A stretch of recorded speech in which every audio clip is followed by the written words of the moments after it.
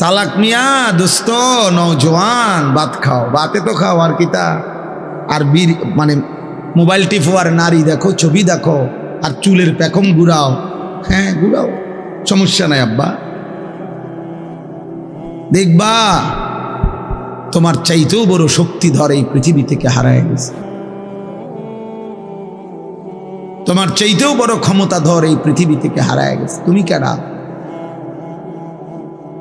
এ দেখতে দেখতে নাই, দেখতে দেখতে যৌবন ফুরায় যাবে,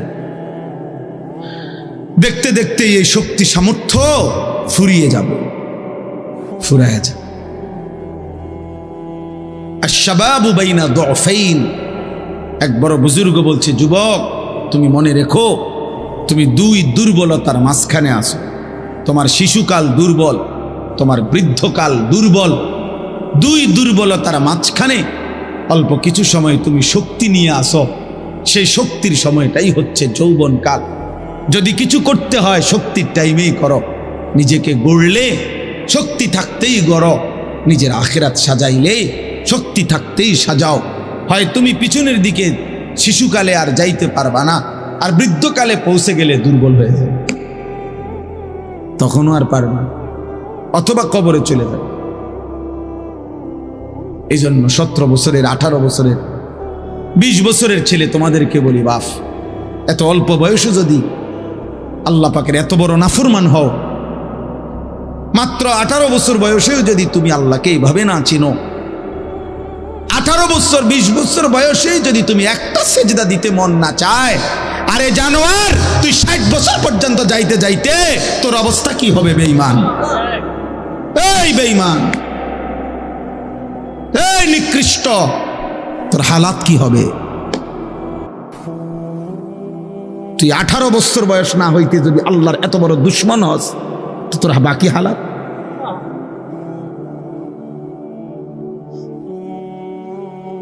বিশ বছর না আইতেই যদি তুই এত নারী দেখে ফেলো, এত উলঙ্গ ছবি দেখো, জানোয়ার, বাকি জীবন তাহলে কি দেখবা? হাইওয়ান বলো, বাকি হায়াত কি দেখবা? তাহলে যা দেখার তো সব দেখে এলেছো, এরপরে কি করবা? এত কম বয়সে এত নারী, এত অল্প বয়সে এত উলঙ্গ ছবি দেখে ফেললাম, এত অল্প বয়সে চরিত্র এভাবে নষ্ট করে ফেললাম যে নারী ছাড়া, ছবি ছাড়া, জেনার দৃশ্য ছাড়া, বন্ধুদের অসৎ আড্ডা ছাড়া। ওই দেখেন ওই অপদার্থের দিকে দেখেন, ওই দেখেন ওই অপদার্থ কি করে।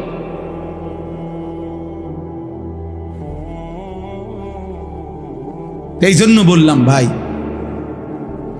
ভাবতে শেখো বাবা, বাকি হায়াত কি করবে, বাকি হায়াত কেমনে চলবে? তাইলে এত কম বয়সে যদি কেউ এত চরিত্রহীন হয়, তার সামনের হালাতটা কি বলে? 40 বছর পুষতে পুষতে তার অবস্থা কি হবে? 60 বছর কি? 365 দিন, যে কোনো দিন খোদার 1 বছরে ফজরের নামাজ পড়ে নাই, পরে আর আল্লাহ মনে করাই দিবে কে? হ্যাঁ বুঝো নাই ভাইয়া? 1 বছর যারে আল্লাহ ভুলাই গেল, তো তোমার আর মনে করাবে কে?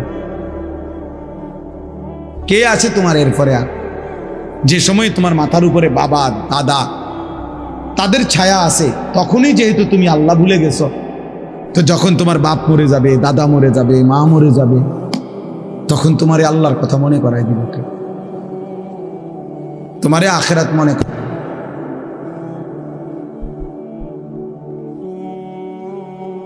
ছোটবেলায় আমার মনে আছে, আমার ছোট্টবেলা থেকে আমার মা সারাটা জীবন মা আম করে নামাজের কথা জিগাইছে। আমি প্রায় বলি, এখন আমার মার বয়স কমপক্ষে 70 হবে, আমার আম্মার কিচ্ছু মনে নাই, কিছু বলতে পারে না, অসুস্থ। একটা ট্যাবলেট দিলে আধা ঘন্টায়ও মা ট্যাবলেটটা খায় না, বোঝে না কি তা। কইলে কই মা এটা খান না, খান। পানি মুখে দিলে জোর করে মা এটা ধরে রাখে, মা এটা বোঝে না যে এটা খাওয়া দরকার, মানে এই কথাটাই বুঝে পারি না বলি। এখন এমন দুর্বল হয়ে গেছে সেই মা আমার। এখনো আমরা কথা বললে আমি করে জিগা, আমারে তো জিগায়, পুত নোয়া ধরছো না, কসম আল্লাহ। মা আমার এখনো আমার জিগায়, ফুত নামাজ উঠছে, নামাজ উঠছে। মা আমারে সবসময় বলে, এখনো বলে, মা ফুত কতখানে ওয়াজে যাও, মানুষের লগে চাই টাকা পয়সা লইয়া, ঝামেলা করো না। তো আমার 44 বছর বয়স, 44 বছর বয়সে আমি মায়ের সেই নজর নেগরানি, আলহামদুলিল্লাহ। আর তোমারে 18 বছর বয়সেই তোমার আব্বাও তোমারে বলে না, মাও বলে না, সমাজের কেউ ডাকে না। তোমার পতন, তোমার ধ্বংস, তোমার বরবাদি, তুমি নারী দেখতে দেখতে ধ্বংস হয়ে যাইতেছ, ছবি দেখতে দেখতে বেঈমান কাফেরদের মতো সাজতে সাজতে সাজতে সাজতে, চুল পান শার্ট পোশাক লেবাস, চলা ফেরা উঠা বসাতে কাফের মুশরিকদের মতো হতে হতে ধীরে ধীরে একটা সুন্দর ছেলে, একটা সুন্দর জওয়ান মুসলমানের একটা তাগড়া ছেলে চোখের সামনে কি হয়ে যেতেছে, নষ্ট হয়ে গেল। এই সমাজ তাকায় তাকায় দেখতেছে। বুঝছেন চাষা, ব্যাপারটা চিন্তা করে দেখেন তো চাষা, বিষয়টা কি ভাইয়া? একটা ছেলে বলো বাপ, কেউ তোমারে ডাকে না, কেউ তোমারে ফেরায় না, কেউ তোমার এই অব্যাহত গুনাহ অশ্লীলতা বেহায়াপনা থেকে কেউ টানিয়ে ধরতেছে না, ফেরাইতে চাচ্ছে না। আহা, মনে হয় যেন চোখের সামনে জাহান্নামের আগুনের দিকে যাচ্ছে, ধাও ধাও আগুনের দিকে, সবাই যেন দেখতেছে ঠিক আছে আগাও। আল্লাহ তাআলা বলেন, আল্লাহ বড়ই ক্ষমতাবান, প্রতিশোধ গ্রহণকারী। যুনতিকাম শব্দের অর্থ হলো প্রতিশোধ গ্রহণকারী। আল্লাহ বলছেন আমি প্রতিশোধ নেব, এই শব্দ ডাইরেক্ট বলছে, আমি প্রতিশোধ নেব। আমার একটা লোকমা ভাতের হিসাব নেব, আমার এক ঢোক পানির হিসাব আমি নেব, বাংলা আমার প্রতিটা নিঃশ্বাসের হিসাব নেব। সুম্মা লাতুসআলুন্না ইয়াউমাইদিন আনিন নাঈম, আমার প্রতিটা নিয়ামতের হিসাব নেব। এজন্য প্রিয় বন্ধু আমার, বাপ আমার, দয়া করে আল্লাহর ওয়াস্তে বাবাদেরকে বলি, যুবক ছেলে তোমাদেরকে বলি, আমাকেও বলি, আমরা সবাই মিলে আল্লাহর দিকে ফেরা দরকার। কার দিকে? একটা ছেলে হইলেও মাইনো ভাইয়া, নষ্ট করে দিও। এই ভাই, প্রিয় কিশোর, মনে রাখো, নিজের ভালো কুত্তাও বোঝে। একটা কুকুররে যদি কেউ লাঠি আলগি দেয়, এই কুত্তাটাও ওটা বোঝে যে এটা দিয়ে আমার যদি বাড়ি দেয় আমার ক্ষতি হবে, এই জন্য কুত্তায় দৌড় মারে, ঠিক না? তাহলে নিজের কমপক্ষে নিজের ভালো, নিজের সেফ, এটা কুত্তাও বোঝে, এটা জানোয়ারও বোঝে। তো তুমি বোঝো না ভাইয়া, তুমি এদুরও বোঝো না? তোমার এই রাত দিন নারী দেখা, ছবি দেখা, উলঙ্গ দৃশ্য দেখা তোমার এই জাহান্নামের আগুনে পোড়াবে, এদুরও বুঝলা না? তোমার এই লাগাতার নামাজ না পড়া এই জীবন যে তোমার শেষ পর্যন্ত জাহান্নামে নিবে, এদুরও বুঝলা না? হায় হায় হায় হায়, নিজের ভালোটাই তো কমপক্ষে বুঝলা না। কেমনে বললে বুঝবা? আমি তো আমার সবটুকু চেষ্টা করি, আমার জিন্দিগির ফিকির এটা, মিশন, কিশোর যুবক ছেলে বদলাবে, ওরা দিনদার হবে, ওরা সেজদা দিবে আল্লাহকে।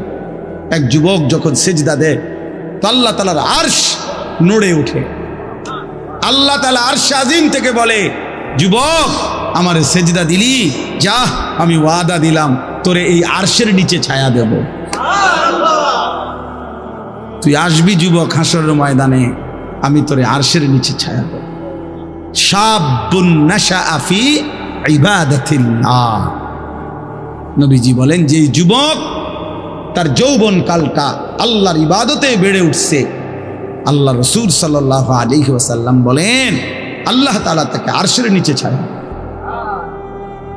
ইউযিল্লুহুমুল্লাহু ফি যিল্লিহি, আল্লাহ নিজের আরশের ছায়ায় ছায়া দিবে। সুবহানাল্লাহ। এজন্য যুবকের সেজদা বড় দামি সেজদা, নওজোয়ানের সেজদা বড় দামি সেজদা। এজন্য তোমরা হিম্মত করো, রাগ হইও না বাপ। আমি বললাম আমি ফেরাইতে চাই, এই জন্য আমি একটু শক্ত, নাহলে আমি তো আর এমন না যে এই কারণে সেতায় কতক্ষণ দমকাই ফেললাম, এ তো ঝগড়ার জন্য না। আমার এই মাকসাদই হলো তুমি কেন সেজদা করবা না, নামাজ কেন করতা? কমপক্ষে এটা তো বোঝা উচিত যে আমি আল্লাহর সাথে আমার রাগ কিসের। এটা তো কোনো যুক্তিতে ভাই একেবারে সামান্য বিবেক যদি থাকে, আল্লাহর সাথে রাগ করব কেন? তিনি আমার সব কিছু দিছেন, ঠিক না? আল্লাহ আমার সমস্ত প্রয়োজন পূরণ করতেছেন, যে আমারে সব দিল এবং আমি ডাকলেও দেয় না ডাকলেও দেয়, এমন মালিক আমি পাবো কোথায়? মা গাররাকা বিরব্বিকাল কারীম, আল্লাহ বলে বান্দা বলো না এমন মেহেরবান মাওলা আমার মতো দয়ালু রব থেকে কে তোমারে ধোঁকা দিল? এমন মালিক কই পাবা বান্দা, এমন মুনিব কই পাইবা, কই পাইবা? হাদিসে আছে নবীজি সাল্লাল্লাহু আলাইহি সাল্লামকে আল্লাহ তাআলা বলছে, বন্ধু আমার কোনো বান্দা যদি 90 বছর পরেও জীবনের সব গুনাহ ছেড়ে দিয়ে আর করবে না ওয়াদা দিয়ে, 90 বছর বয়সেও যদি রাতের অন্ধকারে কোনো দিন চোখের পানি ফেলে, এক ফোঁটা চোখের পানি ফেলে গুনাহ ছেড়ে দিয়ে আর করবে না ওয়াদা দিয়ে আমার কাছে যদি মাফ চায়, দোস্ত আমি ওয়াদা দিলাম কসম বন্ধু, আমি এমন 90 বছরের বুড়া তার গুনাহ সব মাফ করে দেব। এই দেখতে দেখতে আমার ওই ছেলেরা যারা আমার ওয়াজ রেকর্ডিং করে, এই ছেলেগুলো অনেকগুলো আছে যেগুলো নিয়মিত আমার সাথে থাকে, চলে আর সব জায়গায় জায়গায়, ওরা বলতেছে যে এখন যে হুজুর আমরা তো আর আপনার সাথে হজে চলে যাব, আমি দেখা হবে না, আমরা একটু সময় দিব। তা আমার এটা খুব মনে পড়লো যে হায় যদি আর দেখা না, যদি আর কোনো দিন বলার সুযোগ না হয়।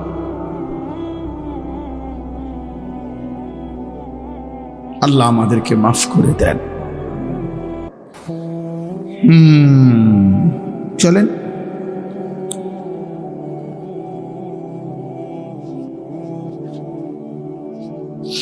এজন্য যুবক ছেলেরা বলো ইনশাআল্লাহ, হিম্মত করো যে নামাজ পড়বানি ভাই ইনশাআল্লাহ। ছেলেরা বলো, ছেলেরা তোমরা বলো ভাই, বলো ইনশাআল্লাহ। আগামী দিনে সেজদাওয়ালা যুবক লাগবে ভাই, বিশ্বাস। কুল ইয়া ইবাদিয়াল্লাযীনা আসরাফু আলা আনফুসিহিম লা তাকনাতু মির রাহমাতিল্লাহ। রব্বুল আলামিন বলেন, বন্ধু বলেন, ও আমার বন্ধু আপনি বলে দেন, হে আমার বান্দা, আল্লাহ বলতেছেন আমার বান্দা শোনো না, তোমরা যারা এই পরিমাণ গুনাহ করেছো যে নিজের জীবনটাকে জুলুম করে শেষ করে ফেলেছ, জীবনে বলতে কোনো নেকি নাই, ডানে বামে কোনো নেকি নাই, গুনায় গুনায় ভরা জীবন তোমাদের পুরা ডুবে গেছে। আল্লাহ বলেন বান্দা, গুনার সমুদ্রেও যদি হাবুডুবু খাও, সেখান থেকেও যদি কোনোদিন আমি আল্লাহকে মনে পড়ে, তাইলে যদি গুনাহ ছেড়ে দিয়ে আর কোরবানা ওয়াদা দিয়ে আমি আল্লাহর দিকে এক কদম ফিরে আসো বান্দা। আর যদি বলো মাওলা জীবনভর আমি আপনাকে নারাজ করেছি, আর করব না মাওলা, আপনার নাফরমানি করব না মাওলা, আমি তওবা করলাম মাওলা, গুনাহ ছেড়ে দিলাম, আল্লাহ বলেন লা তাকনাতু মির রাহমাতিল্লাহ। আমার গুনাহগার নাফরমান বান্দা, আমি আল্লাহর রহমত থেকে নিরাশ হইও না বান্দা।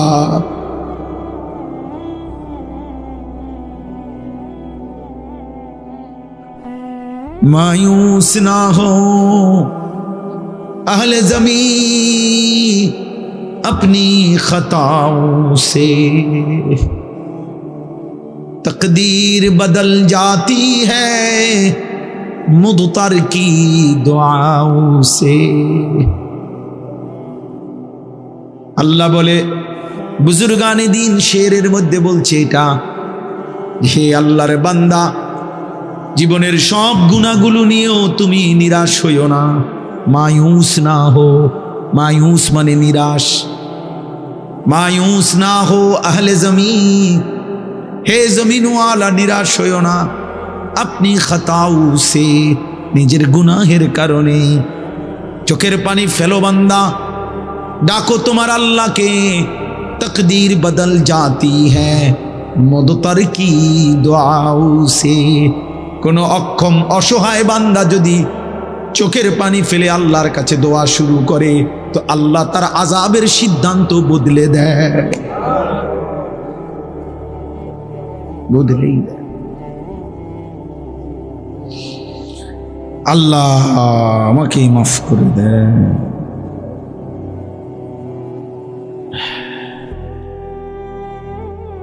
চলো ভাইয়া, আমরা বলার চেষ্টা করছি মালিকের কাছে, তো আমরা এটা বলতে পারবো যে আল্লাহ আমরা বলার চেষ্টা করছি আপনার বান্দাদের কাছে।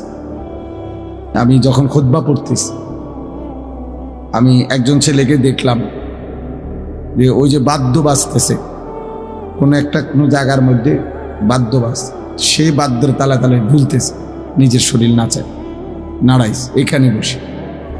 আমি এটা দেখছি। আমি ইচ্ছা করলে তোমারে দাঁড় করাইতে পারতাম, কিন্তু আমি সতর্ক করলাম। মনে রাখতে হবে,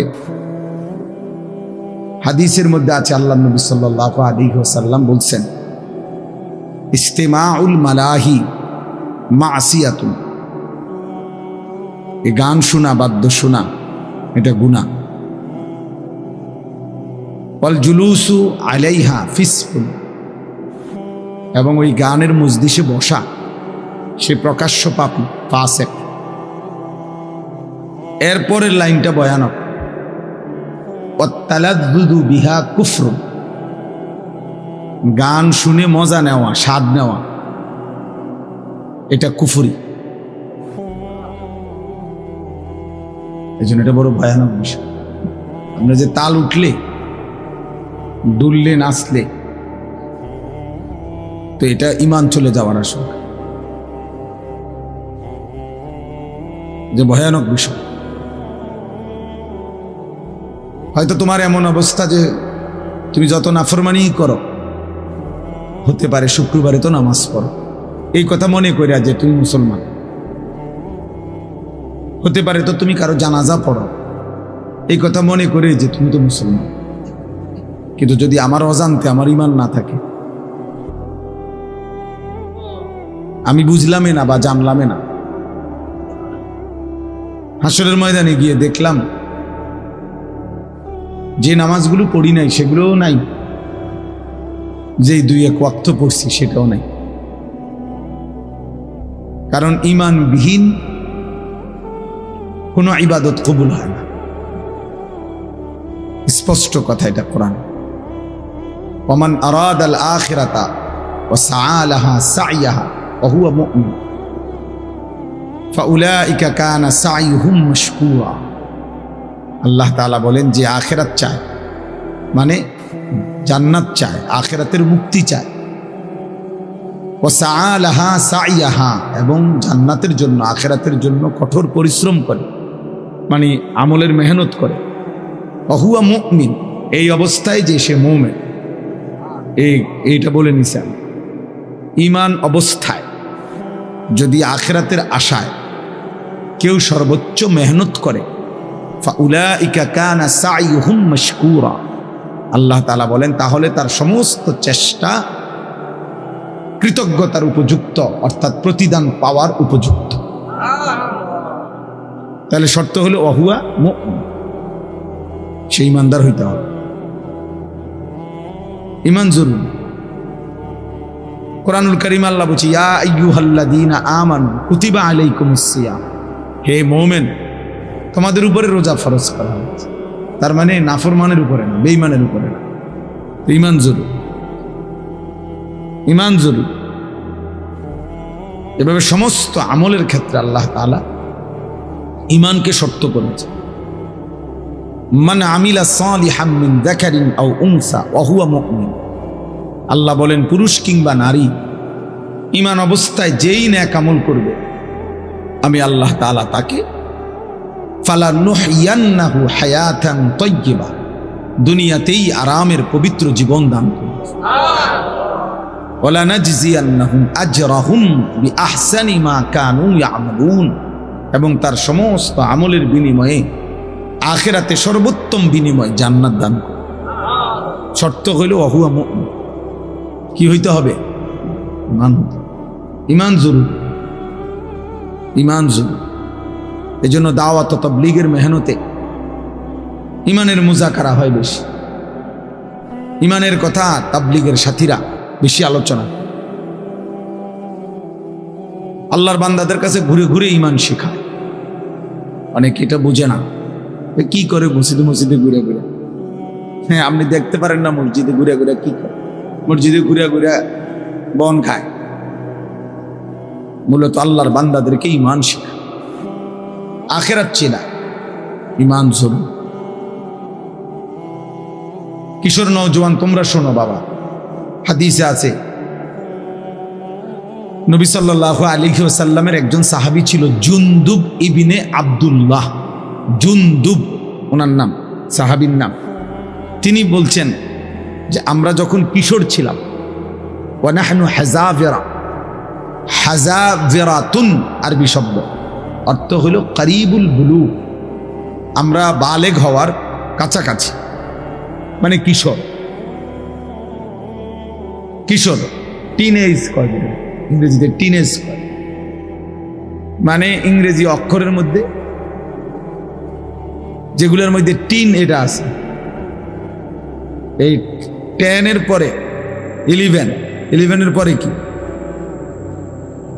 এরপরে এই 13, 14, 15, 16, 17, 18, 19, এই যে টিন, এরাই টিনেজ, কিশোর। তো তিনি বলেন আমরা কিশোর ছিলাম। তো এই সময় আমরা কয়েকজন কিশোর যুবক, কিশোর বয়সী ছেলে, ওই সাহাবী বলতেছেন আমরা নবীজি সাল্লাল্লাহু আলাইহি সাল্লামের কাছে কিছুদিন থাকলাম। নবীজির কাছে থেকে কি করলাম এই ছোট বয়সে, কিশোর বয়সে?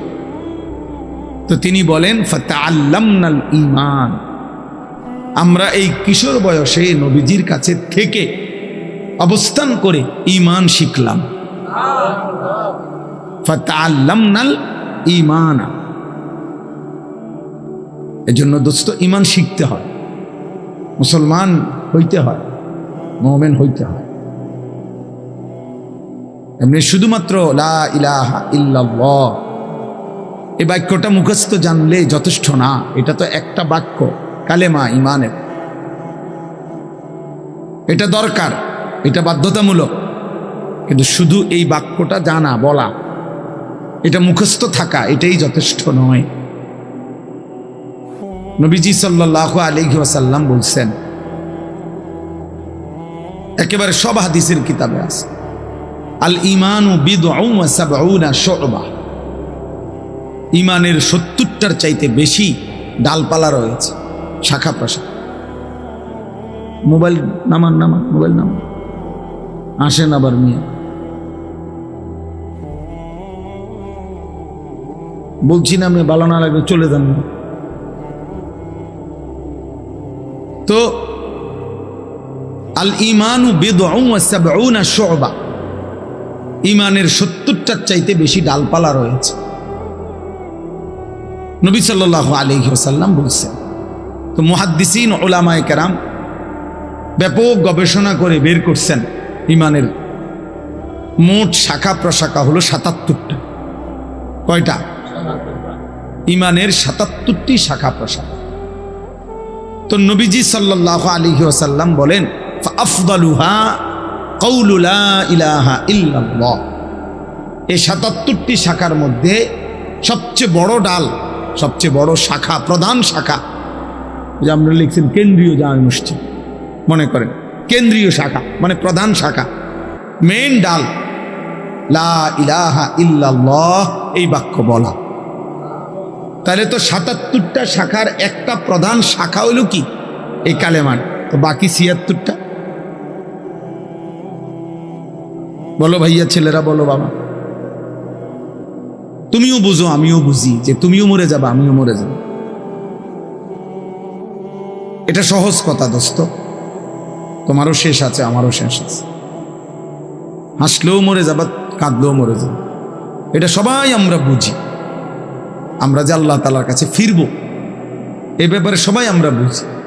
তো কাজে আমরা যেহেতু এই সাইড প্রত্যেকেই বুঝতে চেষ্টা করি, আমার একটা নিজস্ব দুনিয়ার চিন্তা চেতনা আছে, আমি পড়ালেখা করব, চাকরি করব, ব্যবসা করব, বিদেশ যাব, যেটাই হোক একভাবে না একভাবে আমরা নিজেকে নিজে নিয়ে ভাবি কেমনে আমার দুনিয়া চালানো যায়, কেমনে আমার জীবন গড়া যায়। তাহলে একজন বিবেক হিসাবে, বুদ্ধিমান হিসাবে, যেহেতু দুনিয়া আমারই অংশ, তো আখেরাত তো আমারই অংশ, তো উচিত দুইটা একসাথ করা, দুইটা একসাথ করলেই তো ভালো। এটা তো একটা সহজ কথা, সহজ কথা। আমি আজকে প্রায় আমি হজে যাব, আমার বুধবার দিন ফ্লাইট ইনশাআল্লাহ। তাইলে আমি আজকে প্রায় বাসার জন্য কোরবানির বাজার সাজার প্রায় 20-30 হাজার টাকার বাজার করছি।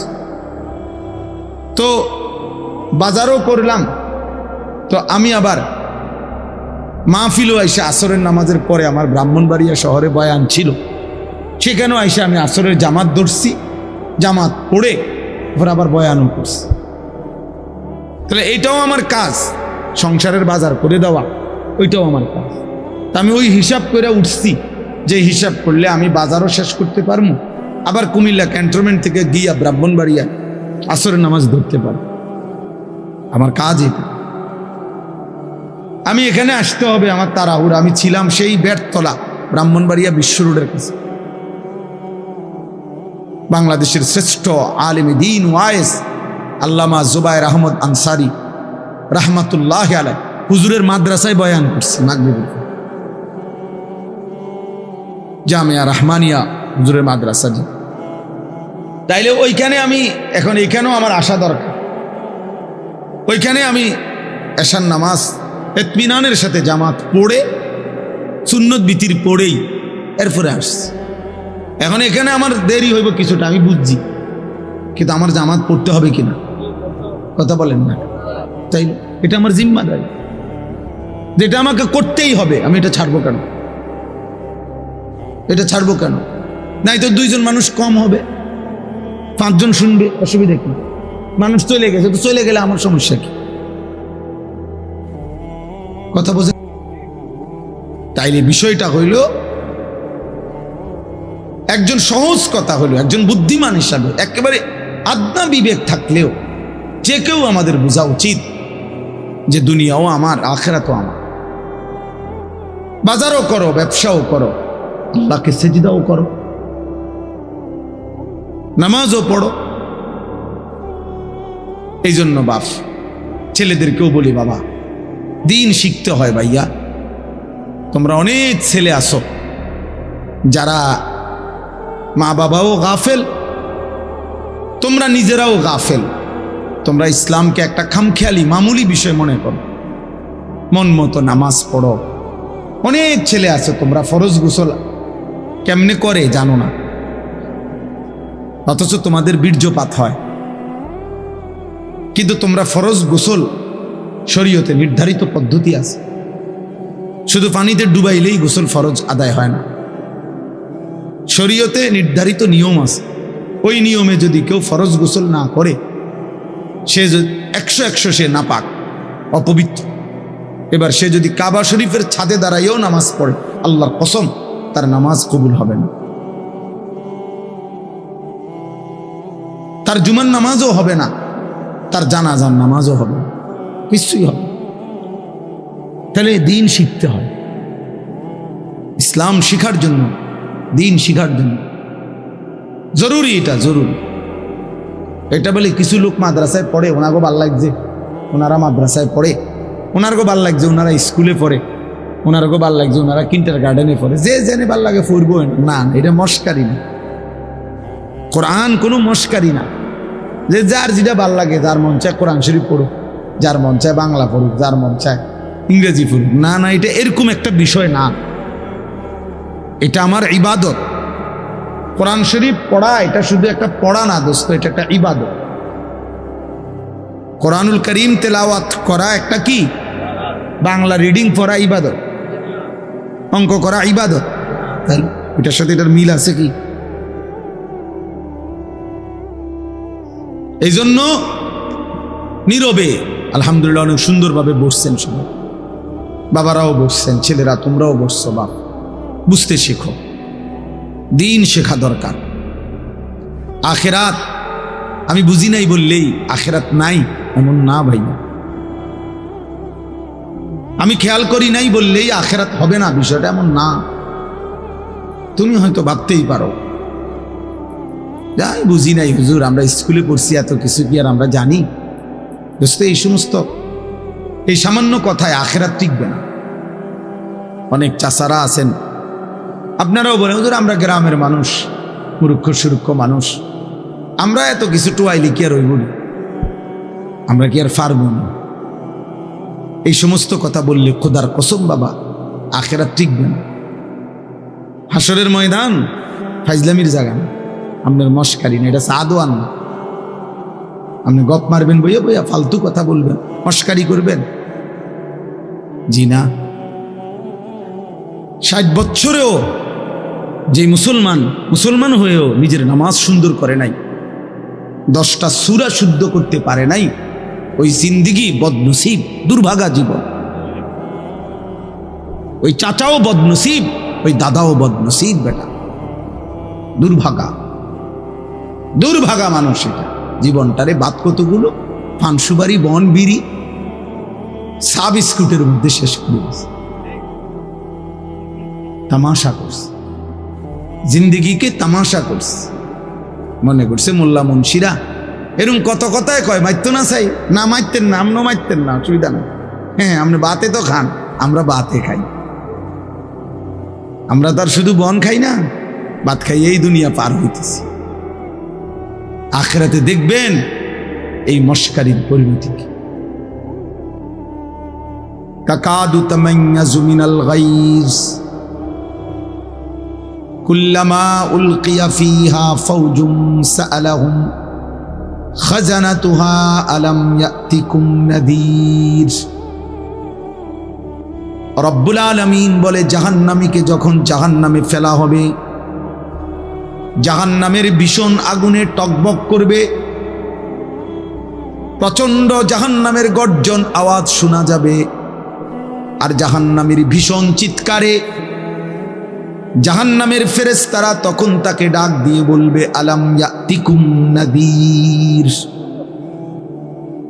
জাহান্নামের ফেরেশতা বলবে, নাফরমান চিল্লাও কেন, তোমারে কি কেউ কোনো আল্লাহর ভয় দেখায় নাই?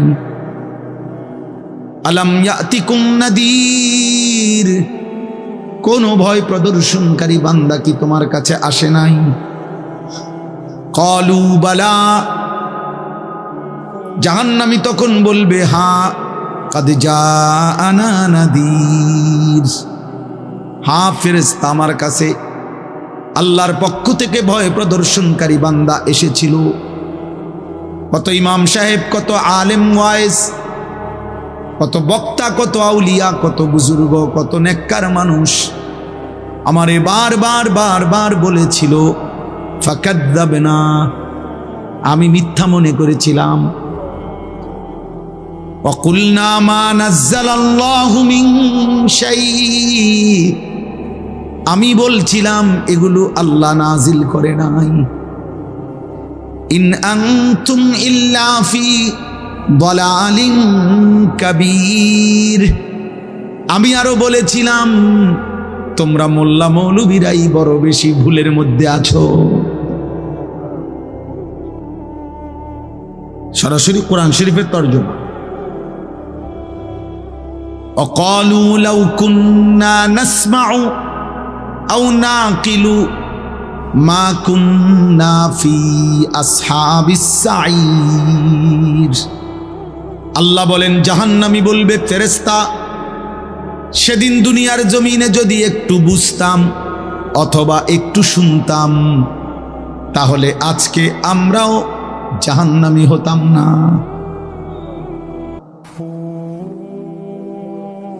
ফাতারাফু বিদামবিহিম, আল্লাহ বলে জাহান্নামী তার সবগুলো পাপের স্বীকৃতি দেবে। সব স্বীকৃতি শুনে ফেরেশতা তখন বলবে ফাসুহকাল লি আসহাবিস সাইর, জাহান্নামী দূর হ, জাহান্নামের আগুনেই পড়ে থাক। শুনছেই যা, কিন্তু ফেরেশতা কি করবে? ফেরেশতার কোনো ক্ষমতা আছে কি? ফেরেশতা কি? মা সালাকাকুম ফি সাকার। প্রিয় যুবক শোনো বন্ধু, কোরআনুল কারীমে আছে আল্লাহ বলেন জাহান্নামের ফেরেশতা জিজ্ঞেস করবে নাফরমান, কি তোকে জাহান্নামে ফেললো? ক্বালু লাম নাকু মিনাল মুসাল্লিন। খোদার কসম জাহান্নামী বলবে বন্ধু ফেরেশতা ভাই আমি নামাজি ছিলাম না। লাম নাকু মিনাল মুসাল্লিন, আমি মুসল্লি ছিলাম না, নামাজি ছিলাম না। হ্যাঁ, কোরআনুল কারীমের মধ্যে আল্লাহ বলেন কাল্লা ইদা বালাগাতিত তারাকি। আল্লাহ তাআলা বলেন নাফরমানের জান কবজ করতে যখন আজরাইল ফেরেশতা টান দিবে রূহটা ধরে, তখন এই রূহটা ছিঁড়ে কণ্ঠনালীর মধ্যে আইসা আটকায়া যাবে, বের হবে না। ওয়াকিলা মান রাক, লোকেরা তখন বলা বলি করবে কে আছো তারে ফু দিবা, কে আছো তারে ঝাড়ফুঁক করবা, কে আছো তারে একটা তাবিজ দিবা, একটা কিছু দিবা, সে তো ছটফট করতেছে। ওয়াকিলা মান রাক ওয়ালতাফাতিস সাকু বিসাক। আল্লাহ বলেন দুইটা পায়ের দুইটা অংশ পায়ের এইভাবে ভয়ে আর আতঙ্কে একটা আর একটার সাথে মিলে যাবে। অযন্না আন্নাহুল ফিরাক। আল্লাহ বলেন নাফরমান বুঝে ফেলবে আজকে আর কোনো জায়গা ফু দিয়া কোনো লাভ নাই, আমাকে এই দুনিয়া থেকে বিচ্ছিন্ন হতেই হবে।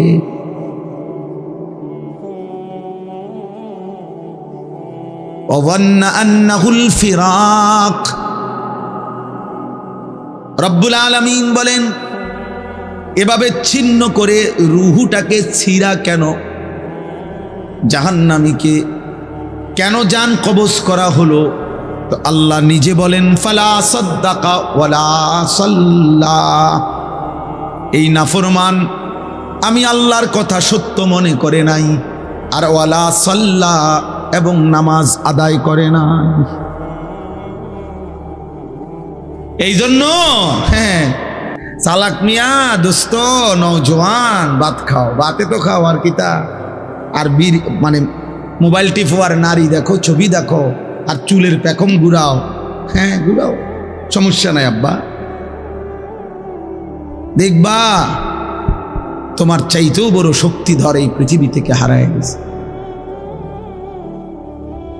তোমার চাইতেও বড় ক্ষমতাধর এই পৃথিবী থেকে হারায় গেছে। তুমি কেডা?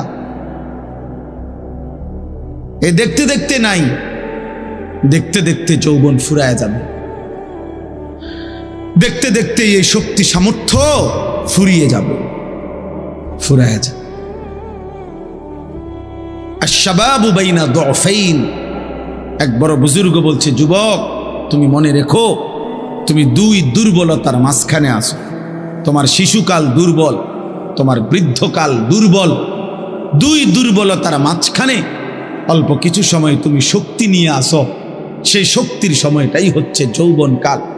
যদি কিছু করতে হয় শক্তির টাইমেই করো, নিজেকে গড়লে শক্তি থাকতেই গড়ো, নিজের আখিরাত সাজাইলে শক্তি থাকতেই সাজাও।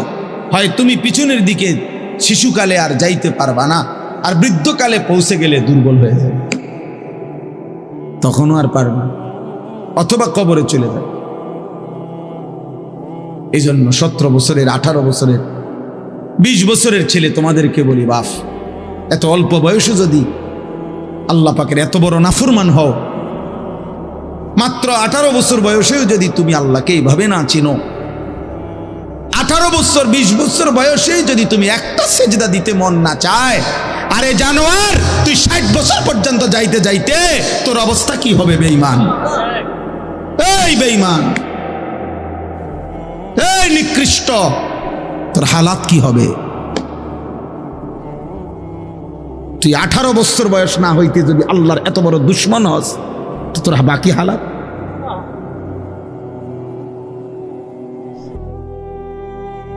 বিশ বছর না আইতেই যদি তুই এত নারী দেখে ফেলো, এত উলঙ্গ ছবি দেখো, জানোয়ার, বাকি জীবন তাহলে কি দেখবা? হাইওয়ান বলো, বাকি হায়াত কি দেখবা তাহলে? যা দেখার তো সব দেখে এলেছো।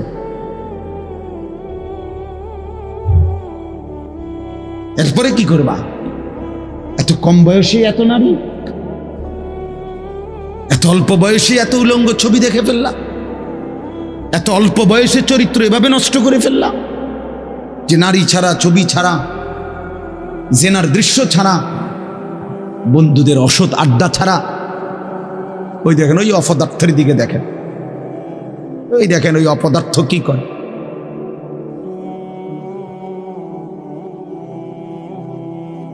এই জন্য বললাম ভাই, ভাবতে শেখো বাবা, বাকি হায়াত কি করবে, বাকি হায়াত কেমনে চলবে। তাইলে এত কম বয়সে যদি কেউ এত চরিত্রহীন হয়, তার সামনের হালাতটা কি বলে? 40 বছর পুষতে পুষতে তার অবস্থা কি হবে? 60 বছর, 365 দিন, যে কোনো দিন খোদার 1 বছরে ফজরের নামাজ পড়ে নাই, পরে আর আল্লাহ মনে করাই দিবে কে? হ্যাঁ, বুঝো নাই ভাইয়া? 1 বছর যারে আল্লাহ ভুলাই গেল, তো তোমারে আর মনে করাবে কে? কে আছে তোমার এরপরে? আর যে সময় তোমার মাথার উপরে বাবা দাদা তাদের ছায়া আছে, তখনই যেহেতু তুমি আল্লাহ ভুলে গেছো, তো যখন তোমার বাপ মরে যাবে, দাদা মরে যাবে, মা মরে যাবে, তখন তোমারে আল্লাহর কথা মনে করাই দিবে কে? তোমারে আখিরাত মনে কর।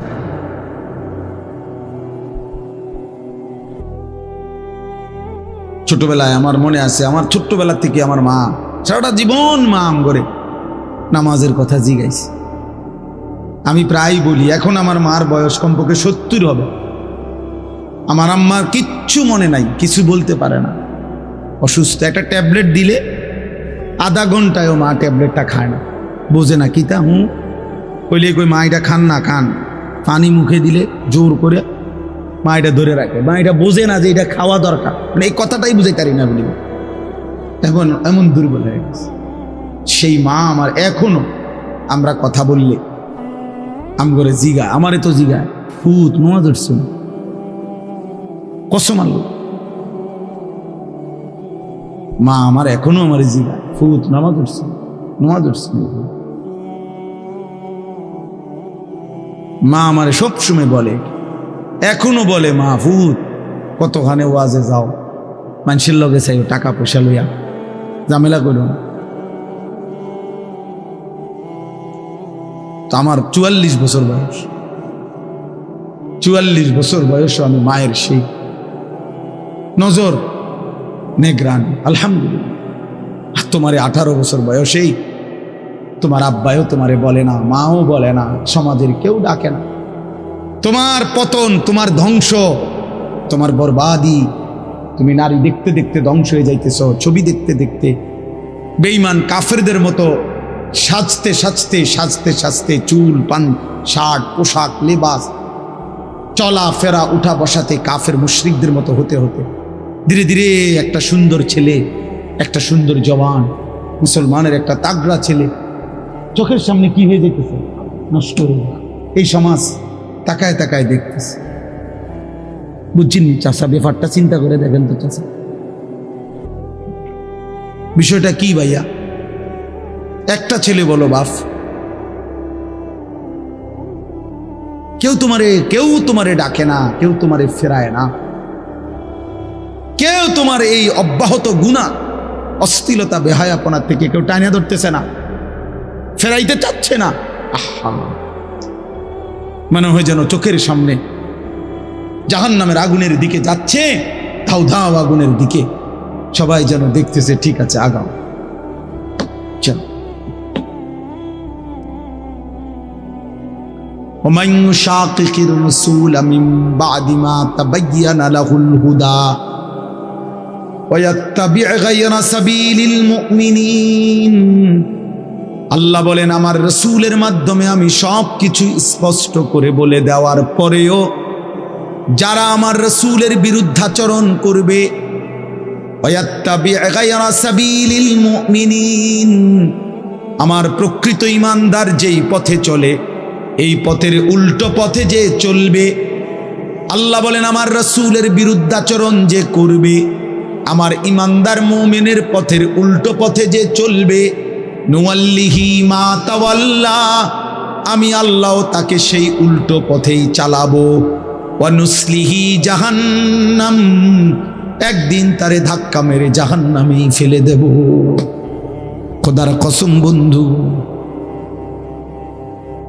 আল্লাহ বলেন চলতে চলতে নাফরমান গুনার অসভ্যতার অস্থিরতা সুদ আর হারাম কিস্তি আর হারাম রোজগার করতে করতে চাচা 60 বছর পরে একদিন ফেরেশতা তোমারে লাথি দিয়া কবরে পাঠায় দিব বলবে যা সুদখোর যা কবরে যা কিস্তিখোর হারামখোর যা কবরে যা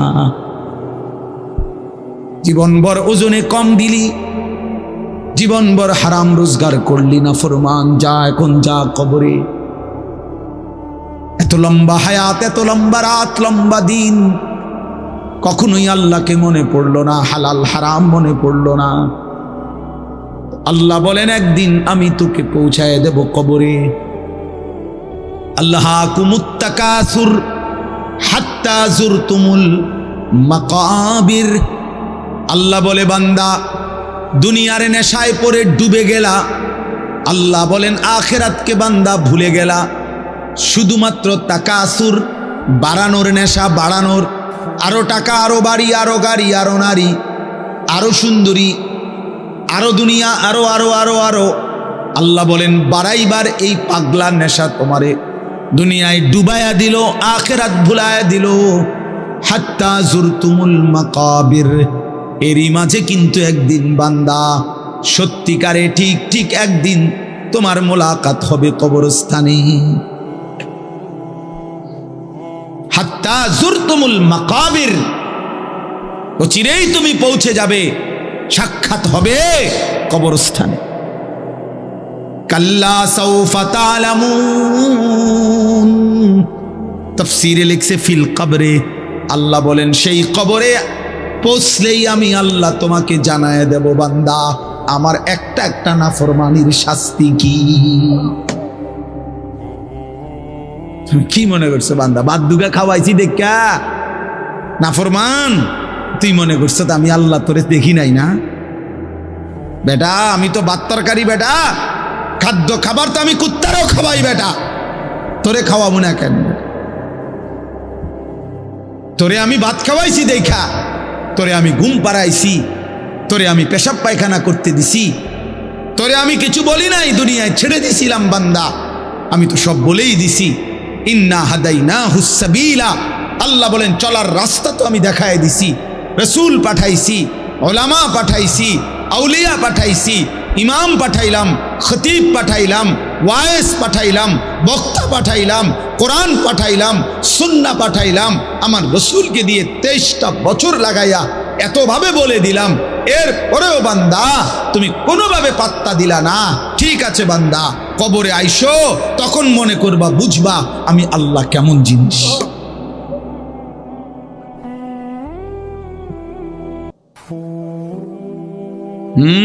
আমি দেখায় দেব বান্দা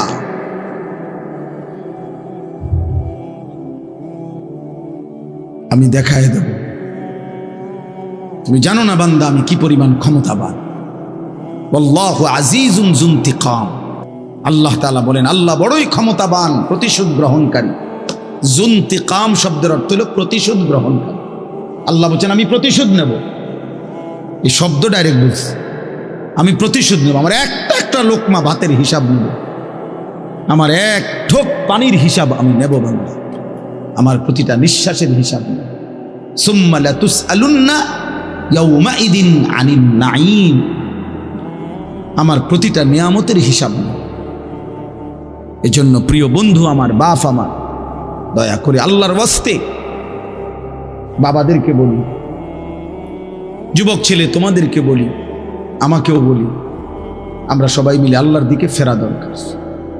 কার দিকে? একটা ছেলে হইলেও মাইনো ভাইয়া নষ্ট করে দিও। এই ভাই, প্রিয় কিশোর, মনে রাখো, নিজের ভালো কুত্তাও বোঝে। একটা কুকুররে যদি কেউ লাঠি আলগি দেয়, এই কুত্তাটাও ওটা বোঝে যে এটা দিয়ে আমার যদি বাড়ি দেয় আমার ক্ষতি হবে, এই জন্য কুত্তায় দৌড় মারে, ঠিক না? তাহলে নিজের, কমপক্ষে নিজের ভালো, নিজের সেফ, এটা কুত্তাও বোঝে, এটা জানোয়ারও বোঝে। তো তুমি বোঝো না ভাইয়া, তুমি এদুরও বোঝো না? তোমার এই রাত দিন নারী দেখা, ছবি দেখা, উলঙ্গ দৃশ্য দেখা তোমার এই জাহান্নামের আগুনে পোড়াবে, এদুরও বুঝলা না? তোমার এই লাগাতার নামাজ না পড়া এই জীবন যে তোমারে শেষ পর্যন্ত জাহান্নামে নিবে, এদুরও বুঝলা না? হায় হায় হায় হায়, নিজের ভালোটাই তো কমপক্ষে বুঝলা না। কেমনে বললে বুঝবা? আমি তো আমার সবটুকু চেষ্টা করি, আমার জিন্দিগির ফিকির, এটা মিশন, কিশোর যুবক ছেলে বদলাবে, ওরা দিনদার হবে, ওরা সেজদা দিবে আল্লাহকে। এক যুবক যখন সেজদা দেয় তো আল্লাহ তাআলার আরশ নড়ে ওঠে। আল্লাহ তাআলা আরশ আজিম থেকে বলে, যুবক আমার সেজদা দিলি, যা, আমি ওয়াদা দিলাম তোরে এই আরশের নিচে ছায়া দেব। তুই আসবি যুবক হাসরের ময়দানে, আমি তোরে আরশের নিচে ছায়া দেব। শাবুন নাশাআ ফি ইবাদাতিল্লাহ, নবীজি বলেন, যে যুবক তার যৌবন কালটা আল্লাহর ইবাদতে বেড়ে উঠছে, আল্লাহ রাসূল সাল্লাল্লাহু আলাইহি ওয়াসাল্লাম বলেন, আল্লাহ তাআলা তাকে আরশের নিচে ছায়া, ইউযিল্লুহুমুল্লাহু ফি যিল্লিহি, আল্লাহ নিজের আরশের ছায়ায় ছায়া দিবেন। সুবহানাল্লাহ। এজন্য যুবকের সেজদা বড় দামি সেজদা, নওজোয়ানের সেজদা বড় দামি সেজদা। এজন্য তোমরা হিম্মত করো। ওই ছেলেটাকে বলো ভাই, ওই ছেলেটাকে, ওই অসভ্য ছেলেটাকে বলো মোবাইল বন্ধ করতে। বেটা তুমি এতে উঠে যাও বেটা, এই বেটা অপদার্থ কোথাকার বেটা। চিন্তা করছেন নি? ওরে দুইবার বললাম। আর এইটাই জীবন। কিছু ছেলে পেলের জীবনে এমন, এরা এত শক্ত হয়, এরার কথা হইল, হুজুর তোর আব্বাও যদি কয় আমি লড়তাম না, আমি যেমন আছি। হ্যাঁ, এটা সাংঘাতিক, জানেন না? কিছু ছেলে পেলে এমন শক্ত হয়ে যায়, কলিজা পাথর হয়ে যায়। হের কথা হইল, যা বেটা তোর বেটা, এতে কত বালা হুজুর কইছে বেটা, এতে আরো কত মোটা তাজা হুজুর দেখছি, আমারে লড়াই কাটছে না, 1.5 বুড়িয়া হুজুর আইছে, আমার মতো বাটফারে লড়াই। বুঝলেন? আস্তাগফিরুল্লাহ, আস্তাগফিরুল্লাহ। রাগ হইও না বাপ, আমি বললাম আমি ফেরাইতে চাই, এই জন্য আমি একটু শক্ত, নাহলে আমি তো আর এমন না যে এই কারণে সেতায় কতক্ষণ দমকাই ফেললাম। এ তো ঝগড়ার জন্য না, আমার এই মাকসাদই হলো তুমি কেন সেজদা করবা না, নামাজ কেন পড়তাম? কমপক্ষে এটা তো বোঝা উচিত যে আমি আল্লাহর সাথে আমার রাগ কিসের। এটা তো কোনো যুক্তিতে ভাই, একেবারে সামান্য বিবেকও যদি থাকে, আল্লাহর সাথে রাগ করব কেন? তিনি আমার সব কিছু দিছেন, ঠিক না? আল্লাহ আমার সমস্ত প্রয়োজন পূরণ করতেছেন, যে আমারে সব দিল, এবং আমি ডাকলেও দেয়, না ডাকলেও দেয়, এমন মালিক আমি পাবো কোথায়? মা গাররাকা বিরব্বিকাল কারীম, আল্লাহ বলে, বান্দা বলো না, এমন মেহেরবান মাওলা, আমার মতো দয়ালু রব থেকে কে তোমারে ধোঁকা দিল? এমন মালিক কই পাবা বান্দা, এমন মনিব কই পাইবা, কই পাইবা? হাদিসে আছে নবীজি সাল্লাল্লাহু আলাইহি সাল্লামকে আল্লাহ তাআলা বলছে, বন্ধু আমার কোনো বান্দা যদি 90 বছর পরেও জীবনের সব গুনাহ ছেড়ে দিয়ে আর করবে না ওয়াদা দিয়ে, 90 বছর বয়সেও যদি রাতের অন্ধকারে কোনো দিন চোখের পানি ফেলে, এক ফোঁটা চোখের পানি ফেলে গুনাহ ছেড়ে দিয়ে আর করবে না ওয়াদা দিয়ে আমার কাছে যদি মাফ চায়, দোস্ত আমি ওয়াদা দিলাম, কসম বন্ধু, আমি এমন 90 বছরের বুড়া, তার গুনাহ সব মাফ করে দেব। কুল ইয়া ইবাদিয়াল্লাযীনা আসরাফু আলা আনফুসিহিম লা তাকনাতু মির রাহমাতিল্লাহ। রব্বুল আলামিন বলেন, বন্ধু বলেন, ও আমার বন্ধু আপনি বলে দেন, হে আমার বান্দা, আল্লাহ বলতেছেন আমার বান্দা শোনো না, তোমরা যারা এই পরিমাণ গুনাহ করেছো যে নিজের জীবনটাকে জুলুম করে শেষ করে ফেলেছ, জীবনে বলতে কোনো নেকি নাই, ডানে বামে কোনো নেকি নাই, গুনায় গুনায় ভরা জীবন তোমাদের পুরা ডুবে গেছে। আল্লাহ বলেন বান্দা, গুনার সমুদ্রেও যদি হাবুডুবু খাও, সেখান থেকেও যদি কোনোদিন আমি আল্লাহকে মনে পড়ে, তাইলে যদি গুনাহ ছেড়ে দিয়ে আর কোরবানা ওয়াদা দিয়ে আমি আল্লাহর দিকে এক কদম ফিরে আসো বান্দা, আর যদি বলো মাওলা জীবনভর আমি আপনাকে নারাজ করেছি, আর করব না মাওলা, আপনার নাফরমানি করব না মাওলা, আমি তওবা করলাম মাওলা, গুনাহ ছেড়ে দিলাম, আল্লাহ বলেন লা তাকনাতু মির রাহমাতিল্লাহ, আমার গুনাহগার নাফরমান বান্দা, আমি আল্লাহর রহমত থেকে নিরাশ হইও না বান্দা।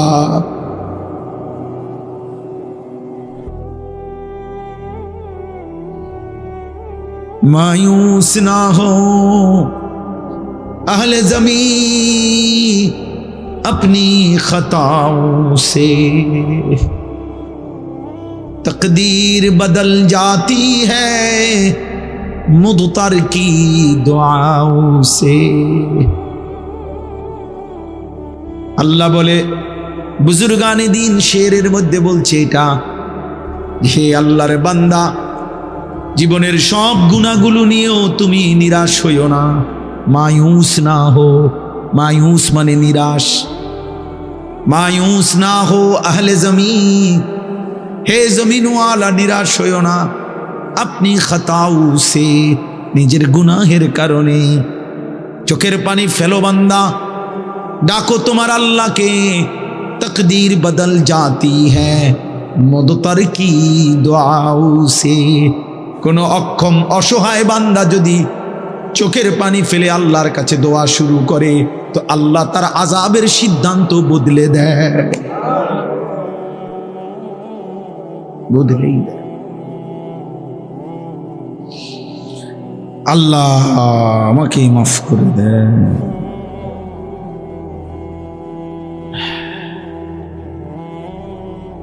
চলো ভাইয়া, আমরা বলার চেষ্টা করছি মালিকের কাছে, তো আমরা এটা বলতে পারবো যে আল্লাহ আমরা বলার চেষ্টা করছি আপনার বান্দাদের কাছে, আমরা চেষ্টা করছি।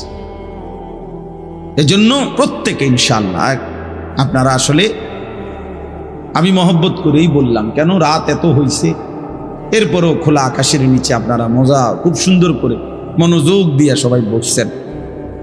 চলেন মনোযোগ দিয়া, যেহেতু বসছেনই মনোযোগ দিয়া শুনতেছেন, একজন বক্তার ওয়াজ শুনছেন ভাল লাগছে এটা না, প্রিয় ভাই একদিন আমিও থাকবেন না, আপনিও থাকবেন না। এই দেখতে দেখতে আমার ওই ছেলেরা যারা আমার ওয়াজ রেকর্ডিং করে, এই ছেলেগুলো অনেকগুলো আছে যেগুলো নিয়মিত আমার সাথে থাকে, চলে আর সব জায়গায় জায়গায়, ওরা বলতেছে যে এখন যে হুজুর আমরা তো আর আপনার সাথে হজে চলে যাব, আমি দেখা হবে না, আমরা একটু সময় দিই। তা আমার এটা খুব মনে পড়লো যে হায় যদি আর দেখা না, যদি আর কোনো দিন বলার সুযোগ না হয়।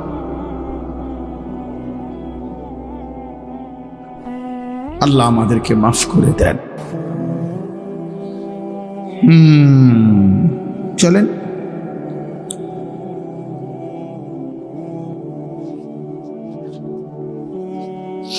এজন্য যুবক ছেলেরা বলো ইনশাআল্লাহ, হিম্মত করো যে নামাজ পড়বানি ভাই ইনশাআল্লাহ।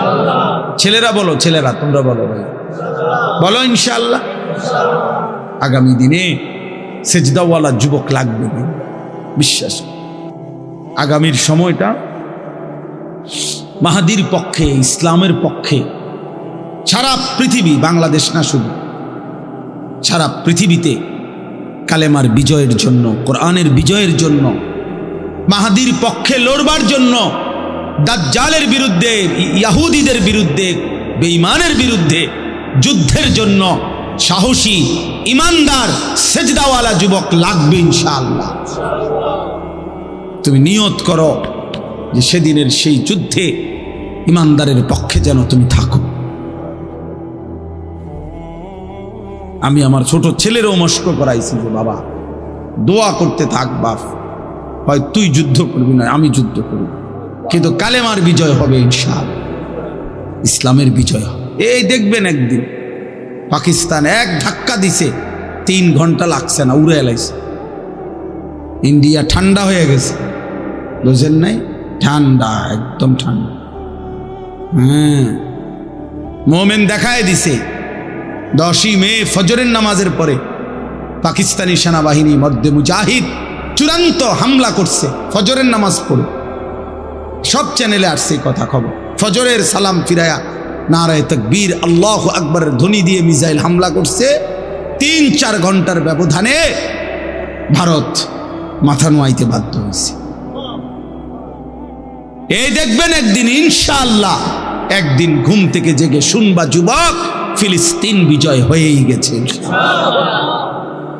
দেখো দেখো, এ দেখবা আমরা ওই রুম দুপুরবেলা ভাত খাইয়া আমি শুইছিলাম মাত্র, এই সময় আমার একজনের দৌড়াইয়া কইছে, হুজুর গেছে গা, তো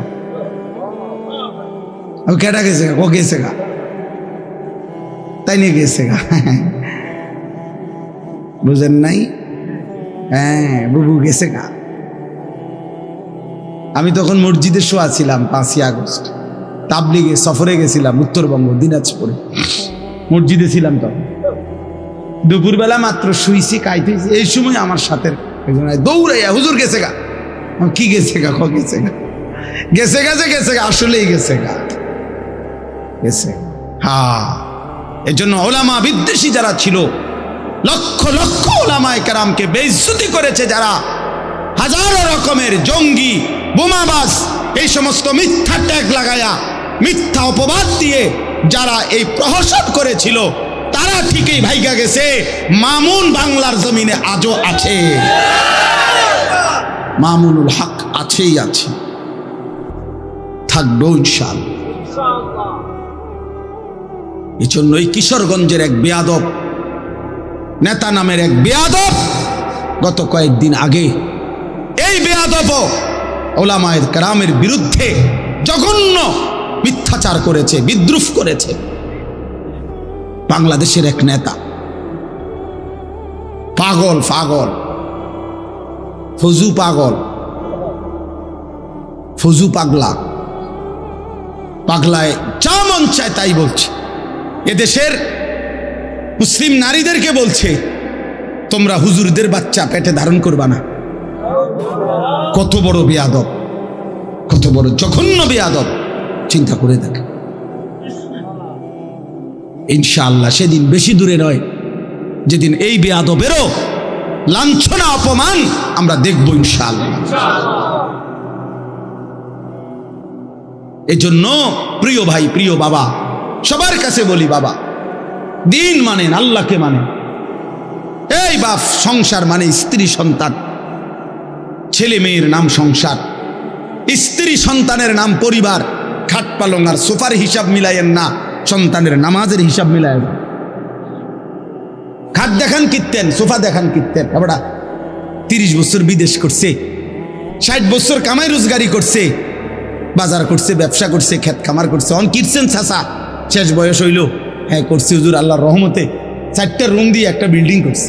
এডি হুনা মানুষের বেড়া, হ্যাঁ বিল্ডিং করছে, এটা শুনে আল্লাহর রহমতে হুজুর আমনগো দোয়ায় বিল্ডিং করছে।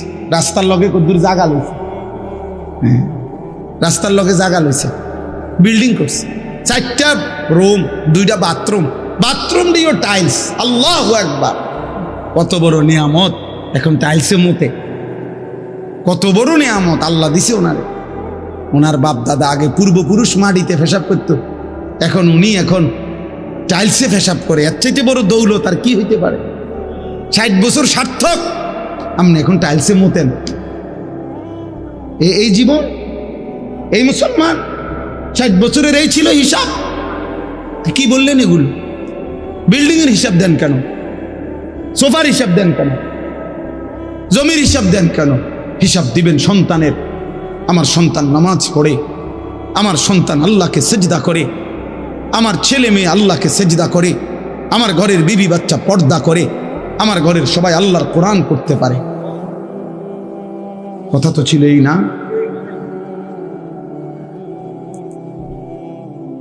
আমাদের খতিব সাহেব, বর্তমান খতিব সাহেব, উনি ওনার এক লেখনীতে লিখছেন, জাতীয় মসজিদ বাইতুল মুকাররমের যিনি বর্তমান খতিব, সারা পৃথিবী বিখ্যাত আলেম আল্লামা হযরত মাওলানা আব্দুল মালিক সাহেব দামাত বারাকাতুহুমুল আলিয়া, উনি বলেন যে আরবে একবার একজন ইঞ্জিনিয়ার, ওনার সাথে আমার সাক্ষাৎ হয়েছে ওনাদের, উনি এক ব্যক্তির নাম বলছেন।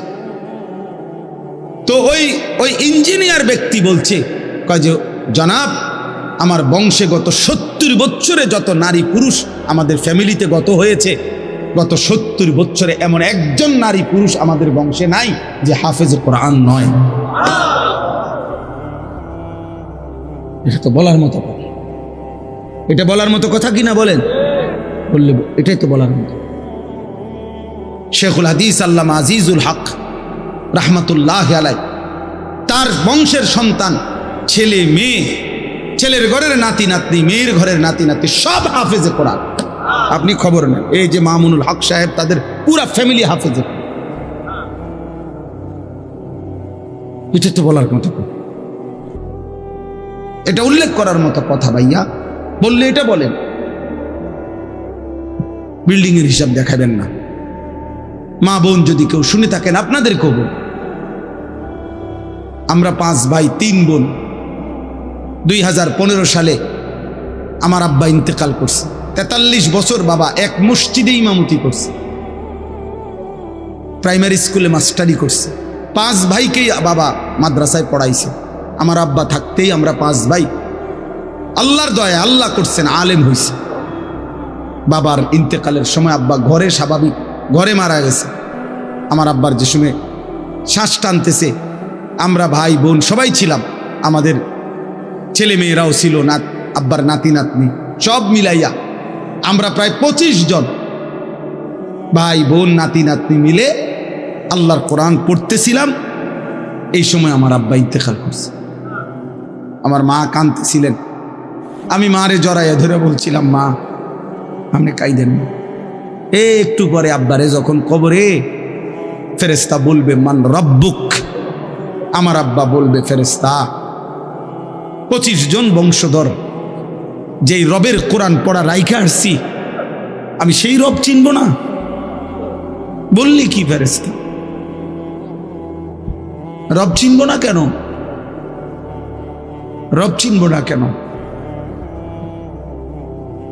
এই জন্য দোস্ত আমার, বন্ধু আমার, দিন শিখেন, আখিরাতকে বুঝেন, আল্লাহকে রাজি করেন। বলেন ইনশাআল্লাহ, বলেন ইনশাআল্লাহ। এবার শুধু তর্জমাটা শুনাই, তাইলেই কথা শেষ।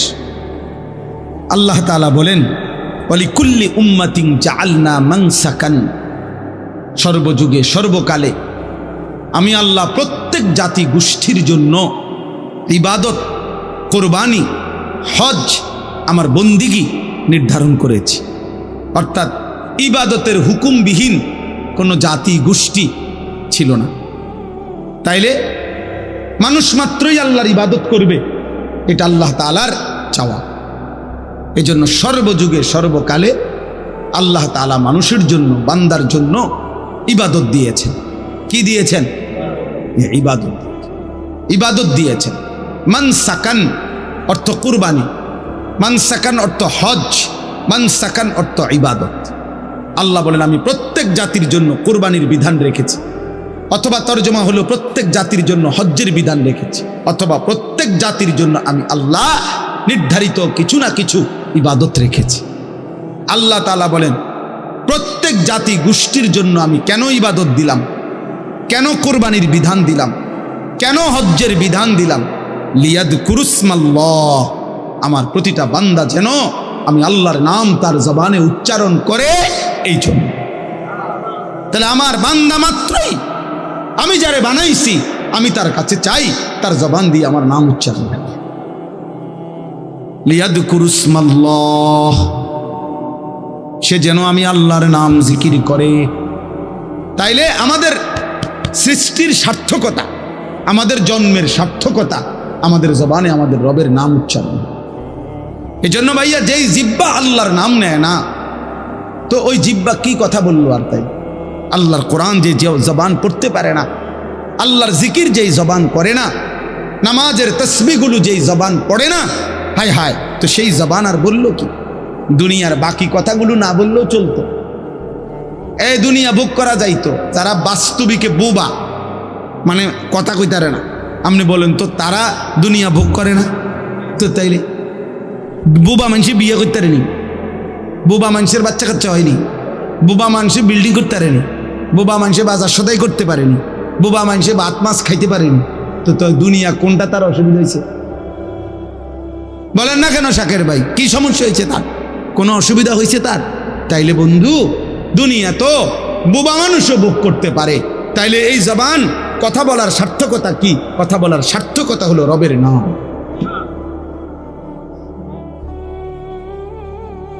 আল্লাহর নামই যদি জবান না নিল, তো এই কথা বলার দরকার কি ছিল? কি কোন চাচা? চাচা মাথা লাগছে।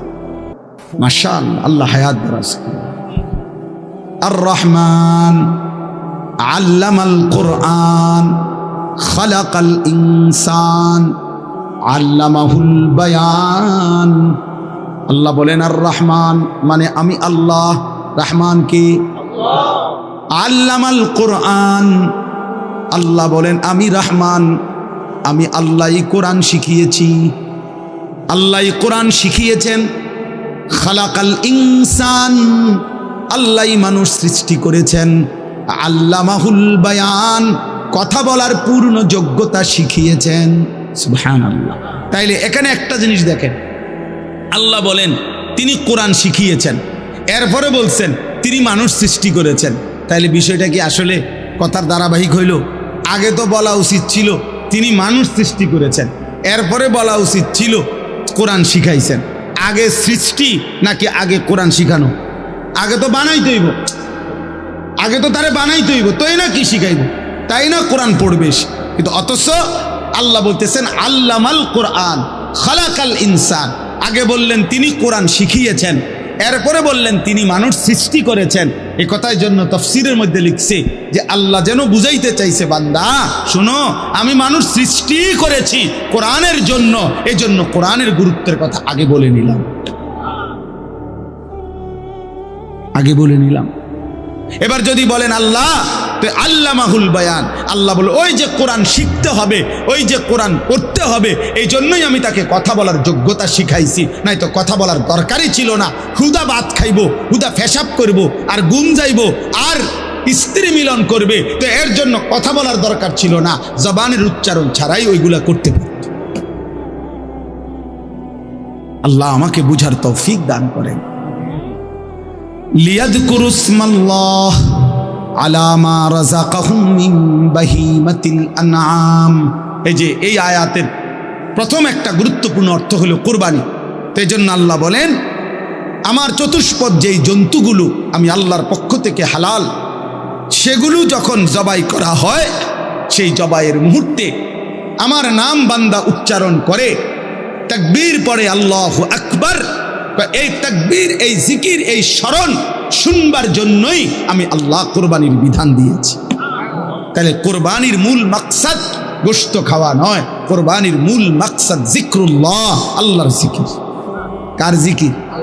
আবার বলেন কার জিকির? আল্লাহর জিকির। এজন্য আল্লাহ বলছে ওয়াযকুরুল্লাহ ফি আইয়ামিম মা'দুদাত, কোরবানির এই দিনগুলোতে তোমরা আল্লাহর জিকির করো। ওয়াযকুরু ইসমাল্লাহি ফি আইয়ামিম মা'লুমাত, জিলহজের 10 দিনের এই দিনগুলোতে তোমরা আল্লাহর জিকির করো। এজন্য হজ্জের মধ্যে বান্দার জবান দিয়া বেশি থেকে বেশি আল্লাহর নাম উচ্চারিত হয়। কোরবানির সময় বান্দার মুখ থেকে বেশি আল্লাহর নাম উচ্চারিত হয়। এজন্য তাশরিক তাকবীরে তাশরিক, এই 5 দিন টানা বান্দা আল্লাহর রবে, আল্লাহর নামে, আল্লাহর জিকিরে জমিন আলোড়িত করে দেয়, বুলন্দ করে দেয়। এজন্য 9 জিলহজ ফজর থেকে নিয়ে 13 জিলহজ আসর পর্যন্ত আল্লাহ তার বান্দার জবান থেকে শুনতে চায় আল্লাহু আকবার, আল্লাহু আকবার, লা ইলাহা ইল্লাল্লাহু আল্লাহু আকবার, আল্লাহু আকবার, ওয়ালিল্লাহিল হামদ। যেন আল্লাহ বলে, বান্দা আমার নাম বলো, আমার নাম বলো, আমার ভালো নাম বলো। এই জন্য হাজী সাহেব হজ্জের সময় বারবার বলে লব্বাইক আল্লাহুম্মা লব্বাইক, লব্বাইক লা শারীকা লাক লব্বাইক, ইন্নাল হামদা ওয়ান নি'মাতা লাকা ওয়াল মুলক লা শারীকা লাক। কাকে ডাকে? আল্লাহকে ডাকে, আল্লাহকে ডাকে। ফাইলাহুকুম ইলাহুন ওয়াহিদ, অতএব তোমাদের ইলাহ কেবলই একজন। কয়জন? কে? তিনি। ফালাহু আসলিমু, আল্লাহ বলেন অতএব তোমরা সকলেই সেই আল্লাহর প্রতি নিজেকে সমর্পণ করো। কার প্রতি? ওয়াবাশশিরিল মুখবিতিন, আল্লাহ বলে বন্ধু আমার, নবী আমার, আমার অনুগত বান্দা যারা, তাদের প্রত্যেককেই আপনি জান্নাতের সুসংবাদ দিয়ে দেন। এবারে যদি বলেন আল্লাহ আপনার অনুগত বান্দা কারা? আল্লাহ বলেন আল্লাযীনা ইযা যুকিরাল্লাহু ওয়াজিলাত কুলুবুহুম, আমি আল্লাহর জিকির যখন হয়, আমার নাম যখন উচ্চারিত হয়, যাদের অন্তর আমি আল্লাহর ভয়ে কাঁপতে থাকে, তাদের জন্য জান্নাতের সুসংবাদ। ওয়াসসাবিরিনা আলা মা আসাবাহুম, যেই কোনো বিপদ মুসিবত দুঃখ পেরেশানি অস্থিরতা রোগ শোক যেই কোনো রকমের ঘাটতি কমতি যেই কোনো পেরেশানিতে আমার যে বান্দা আমি আল্লাহর উপরে সবর করে ধৈর্য ধরে তাদের জন্য জান্নাতের সুসংবাদ। ওয়াল মুকিমিস সালাহ, 5 ওয়াক্ত নামাজ যে আদায় করে তার জন্য জান্নাতের সুসংবাদ। ওয়া মিম্মা রাযাকনাহুম ইউনফিকুন, আমি আল্লাহর দেওয়া রিজিক থেকে সম্পদ থেকে যে আমি আল্লাহর পথে ব্যয় করে খরচ করে তার জন্য জান্নাতের সুসংবাদ। যে যাকাত দেয়, সাদকাতুল ফিতির আদায় করে, হজ আদায় করে, কোরবানি আদায় করে, দান সাদাকা করে, আল্লাহ বলেন এমন সম্পদ ব্যয়কারী আমার হুকুমের উপরে যারা খরচ করে তাদের জন্য জান্নাতের সুসংবাদ। বলেন আলহামদুলিল্লাহ। আল্লাহ তাআলা এই গুণগুলো আমাদের মধ্যে দান করেন। আমরা যেন নামাজি হই, আমরা যেন ধৈর্যশীল হই, আমরা যেন আল্লাহর জিকির করি, আমরা যেন নিজেদের সম্পদ আল্লাহর পথে খরচ করি। আল্লাহ তৌফিক দেন। আজকের এই মাহফিল আল্লাহ তাআলা কবুল করেন। নওজোয়ান ছেলেরা বাপ অনুরোধ করলাম, নামাজ পড়ো, আবার শুরু করো জিন্দেগি। হিম্মত করলে পারবা ইনশাআল্লাহ। তুমি পারবা না তো বুড়া নি পারবো, তুমি পারবা না তো বাচ্চা নি পারবে, পারলে তো তুমিই পারবে। ঠিক আছে না? ইনশাআল্লাহ। শক্তি সামর্থ্য যারা আছে জওয়ান সেই তো পারবে। এক সাহাবীকে আবু বকর সিদ্দিক রাদিয়াল্লাহু তাআলা আনহু 16 বছর বয়সী যায়েদ ইবনে সাবেত একজন সাহাবীকে ওনার খেলাফত আমলে উনি বলছিলেন আবু বকর সিদ্দিক রাদিয়াল্লাহু তাআলা আনহু যে তোমাকে পুরা কোরআন 30 পারা একত্র করা, এই লক্ষ্যের চাইতে বেশি সাহাবীর কাছে তখন নবীজির জামানায় কোরআন শরীফ লিখিত ছিল খণ্ড খণ্ড, মানে কারো কাছে 10 আয়াত, কারো কাছে 20 আয়াত, কারো কাছে একটা সূরা, মানে কারো কাছে একসাথে 30 পারা কোরআন লিখিত ছিল না একসাথে। তো আবু বকর সিদ্দিক রাদিয়াল্লাহু তাআলা আনহুর জামানায় সিদ্ধান্ত হয়েছে যে পুরা কোরআন একসাথ করবে, 30 পারা জমা করবে।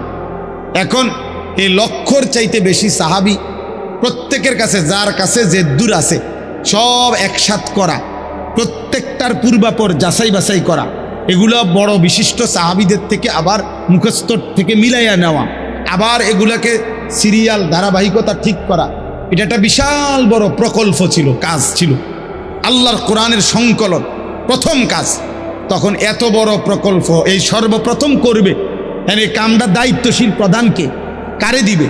তো আবু বকর সিদ্দিক রাদিয়াল্লাহু তাআলা আনহু যার নাম প্রস্তাব করছে ওনার বয়স ছিল মাত্র 16 বছর। যায়েদ ইবনে সাবেত, উনি আরে ডাক দিছে ডাক দিয়ে বলছে তোমারে এই কামটা দিতাম চাই, তুমি পারবা নি? উনি কি বলছে জানেন?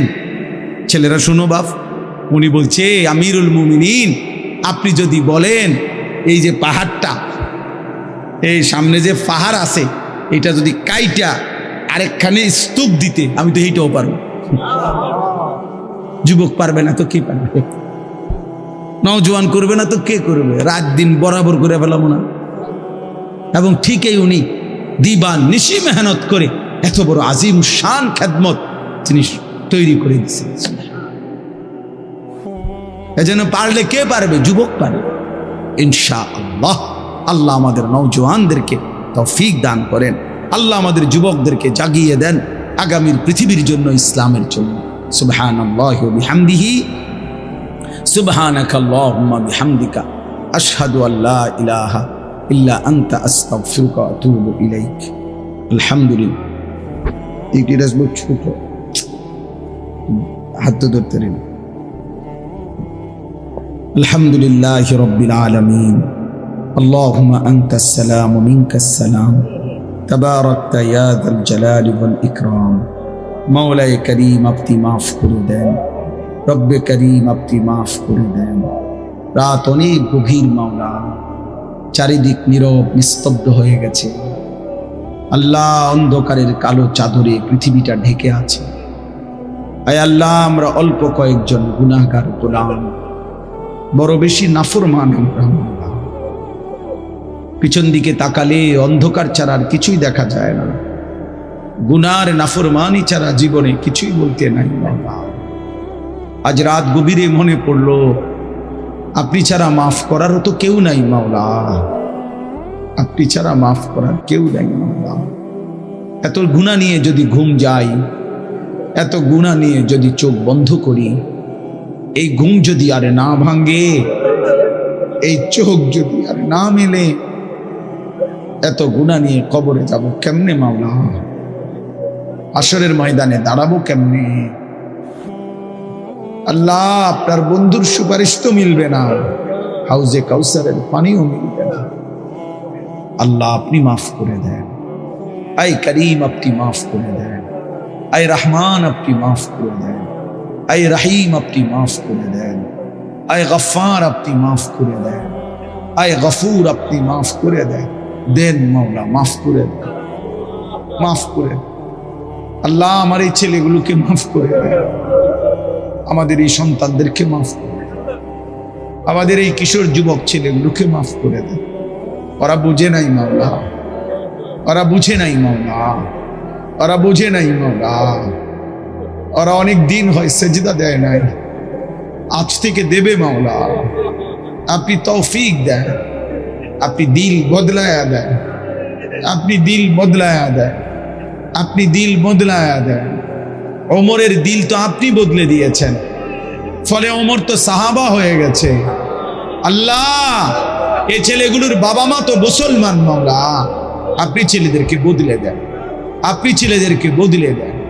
আমার বাবা চাচা বয়স্ক মুরব্বী যে কয়েকজন, ইনাদেরকে আরো বেশি নেক আমলের তৌফিক দেন, আখিরাতের পুঁজি বাড়াইবার তৌফিক দেন। আল্লাহ, দ্বীনকে মানার তৌফিক দেন। আমার পর্দার আড়ালের মা বোনদেরকে আবেদা সালেহা মা ফাতেমা রাবেয়া বসরিয়ার মতো বানিয়ে দেন মাওলা। ছোট্ট মাসুম বাচ্চাদেরকেও কবুল করে নেন, সমস্ত কবরবাসীদেরকে মাফ করে দেন, মাফ করে দেন। কিয়ামত পর্যন্ত কবরের আযাব মাফ করে দেন মাওলা। আল্লাহ, আমার প্রবাসী ভাইরা প্রবাসের জমিন থেকে দোয়া চেয়েছে, বড় ভালোবেসে মাহফিলের ইন্তজামে সহযোগিতা করেছে।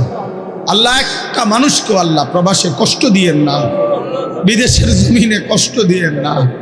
আল্লাহ, মাথার ঘাম পায়ে ফেলে যেই প্রবাসী পয়সা রোজগার করে, তার বিবি বাচ্চারে নাফরমান বানায়েন না, তার বিবি বাচ্চারে চরিত্রহীন বানায়েন না।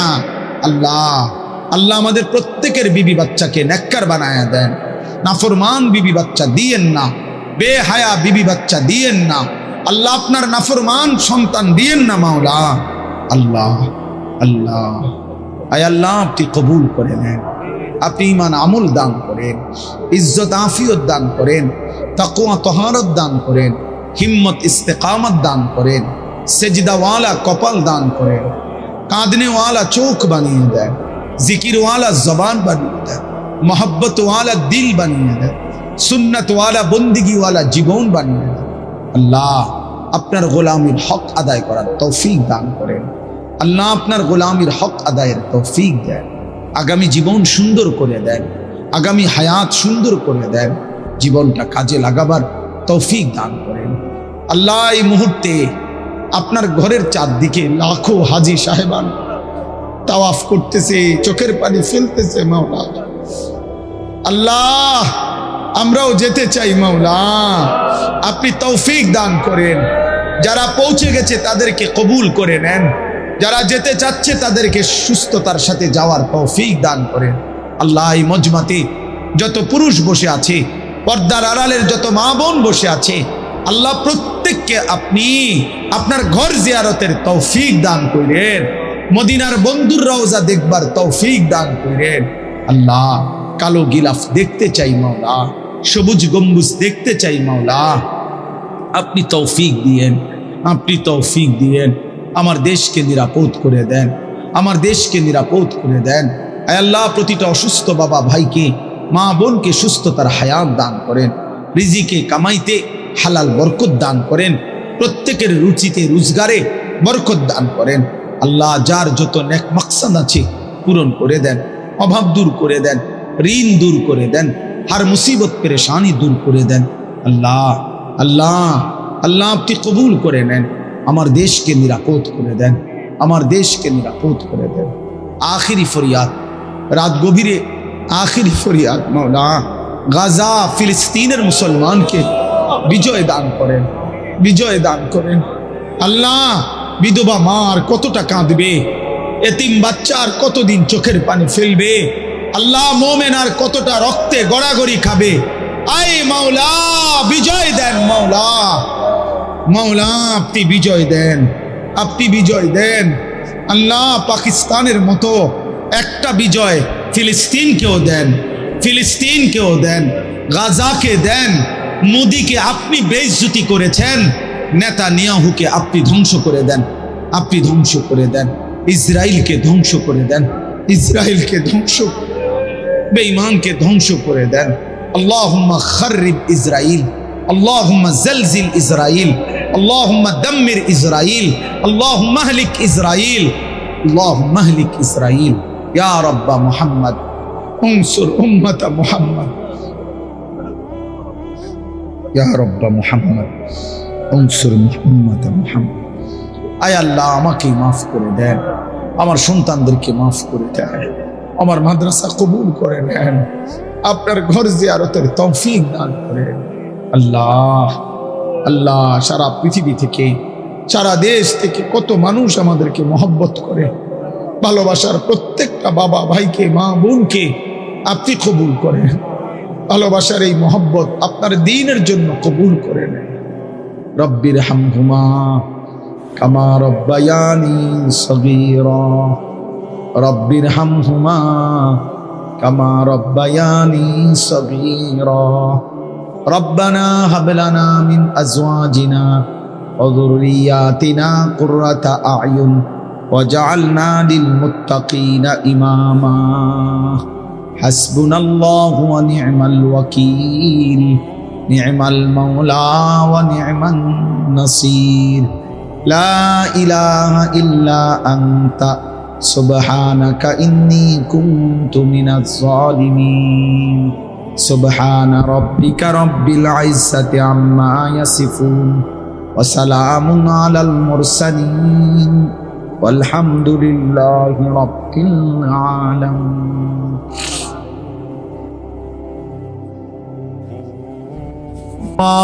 وجلت قلوبهم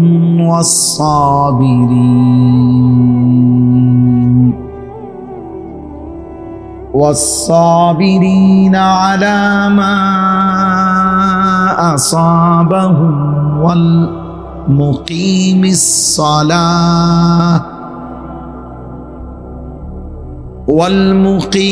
الصلاة ومما رزقناهم ينفقون সাদাকাল্লাহু মাওলানাল আযীম। وقال نبينا صلى الله عليه وسلم من وجد ساعة لأن يضحي ولم يضحي فلا يقربن مصلانا وقال صلى الله عليه وسلم إن الدنيا حلوة خضرة وإن الله مستخلفكم فيها فينظر كيف تعملون فاتقوا الدنيا واتقوا النساء اللهم صل على محمد وعلى آل محمد كما صليت على إبراهيم وعلى آل إبراهيم إنك حميد مجيد اللهم بارك على محمد وعلى آل محمد كما باركت على إبراهيم وعلى آل إبراهيم إنك حميد مجيد سبحانك لا علم لنا إلا ما علمتنا إنك أنت العليم الحكيم একটু উঠাইতে হবে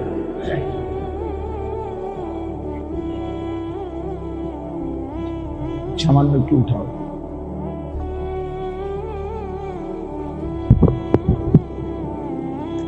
কোনি টাইট হবে না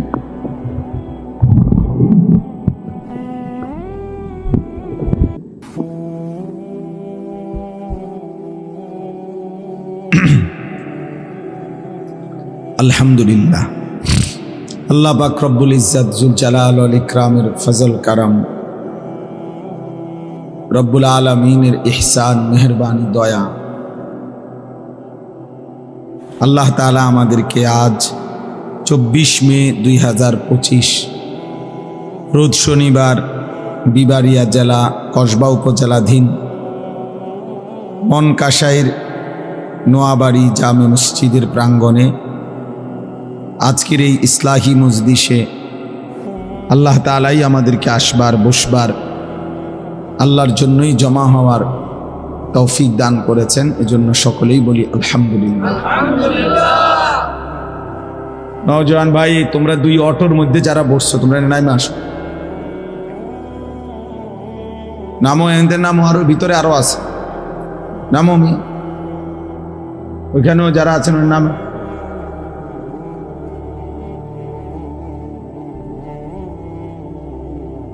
মাস। 2 নম্বর কথা হলো একটা জিনিস মনে রাখবেন, আল্লাহর কথা মন দিয়ে শুনতে হয়।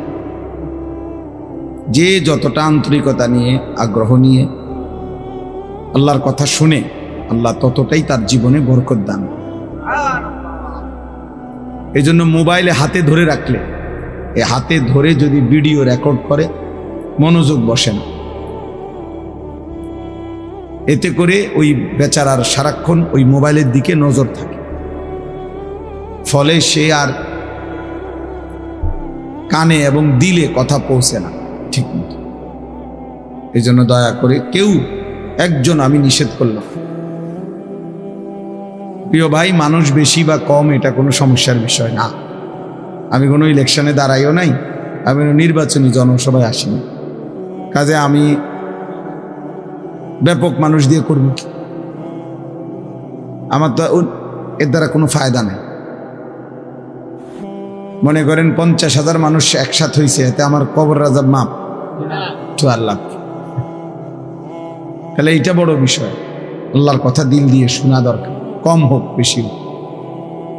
এই জন্য একজনও, ছেলেরা নওজোয়ান, মোবাইল হাতে ধরে রেখো, নামাও, আর ভালো না লাগলে চলে যাও, গিয়া অন্যখানে মোবাইল টিপো, এটাও অবাক। বাকি এখানে বসে মোবাইল হাতে ধরে রাখা যাবে না, আমি নিষেধ করলাম। যার ভালো না লাগে সে চলে গেলে ভালো, গিয়া ঘুমাইলে ভালোই।